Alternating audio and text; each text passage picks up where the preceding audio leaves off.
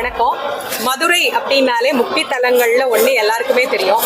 இங்கே சொக்கநாதரும் மீனாட்சியும் மிக சிறப்பாக உலகத்தையே ஆட்சி செய்யக்கூடிய இறைவனும் இறைவியுமாக இங்க எழுந்தருளி இருக்கிறாங்க. அதனால தான் இந்த ஊருக்கு வந்து தூங்கா நகரம் அப்படின்னு சிறப்பு. மீன் போன்ற கண்களை உடைய அம்பாள் ஆட்சி செய்யக்கூடிய அற்புதமான இந்த திருத்தலத்துல இன்றைக்கு மீனாட்சி திருக்கல்யாணம் மிக மிக சிறப்பாக நடைபெற்று இருக்கிறது. மீனாட்சி சொக்கநாதரை வந்து அழகா நம்ம இங்க பாக்குறதோட மட்டும் இல்லாம இந்த கல்யாணத்தை எங்கிருந்து பார்த்தாலும் அவங்களுக்கு அம்மையப்பருடைய அருள் பரிபூர்ணமா கிடைக்கும்.